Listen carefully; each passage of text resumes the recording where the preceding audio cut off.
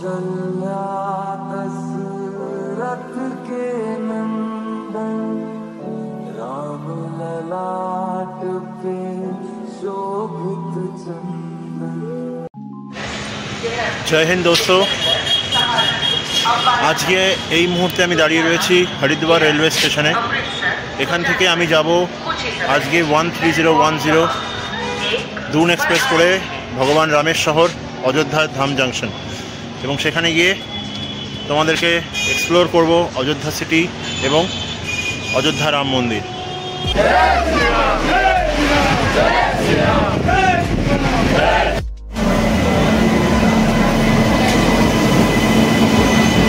হরিদ্বার স্টেশনে 1 নম্বর প্ল্যাটফর্মে দিয়ে দিয়েছে দুন এক্সপ্রেস, আর এই দুন এক্সপ্রেসে করেই আজকে আমি যাচ্ছি হরিদ্বার থেকে ভগবান রামের শহর অযোধ্যা ধাম জাংশন।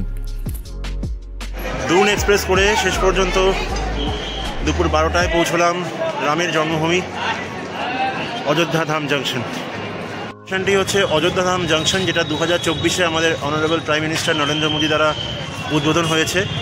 এবং অযোধ্যাতে আরও একটি স্টেশন রয়েছে অযোধ্যা ক্যান্ট স্টেশন। মূলত দূরপাল্লার সমস্ত মেল এক্সপ্রেস এই অযোধ্যা ক্যান্ট স্টেশনেই দাঁড়ায়।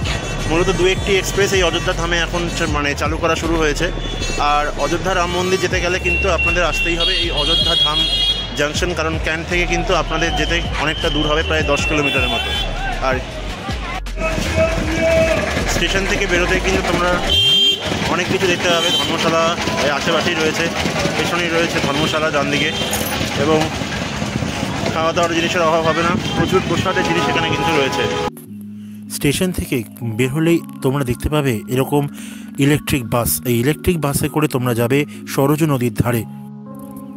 পুণ্যার্থীরা যারা আসবেন তাদের স্নানের জন্য এখানে সরজু নদীর একটি ক্যানাল করা হয়েছে। আমার পেছনে দেখতে পাচ্ছ পবিত্র সরজু নদী।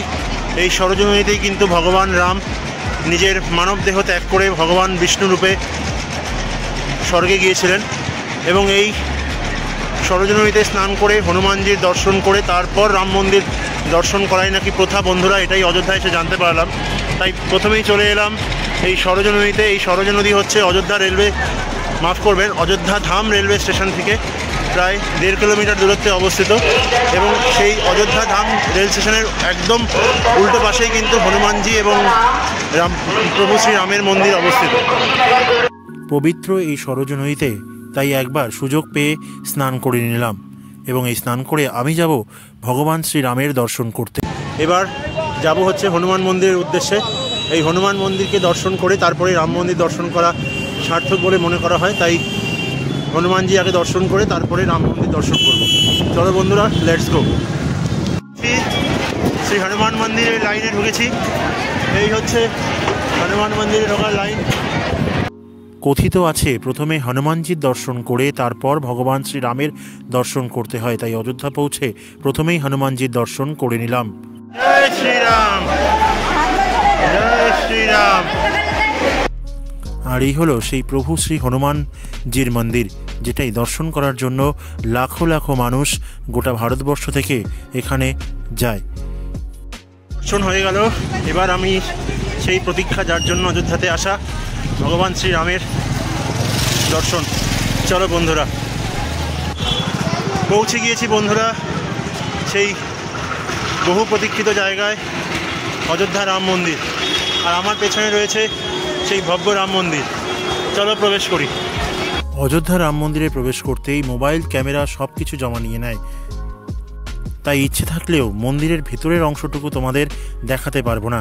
এই বাইরের দৃশ্যটুকুই তোমাদের যতটা পারছি দেখিয়ে দিচ্ছি। ভেতরে মোবাইল টোবাইল কিছু অ্যালাউ না, এখানে সব জমা করতে হবে, তাই ভেতরে তোমাদের কিছু দেখাতে পারবো না। মন্দিরে ঢোকার প্রবেশের আগেই প্রচুর লকার রয়েছে এবং খুব সুন্দরভাবে এই মন্দিরটি দর্শন করা যায়।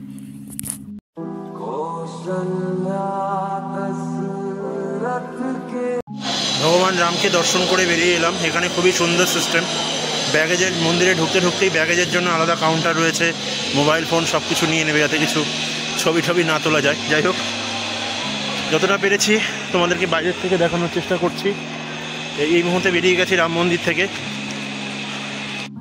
এই ছিল অযোধ্যা রাম মন্দির পর্ব। ভিডিওটি কেমন লাগলো অবশ্যই লাইক কমেন্ট করে জানাবেন।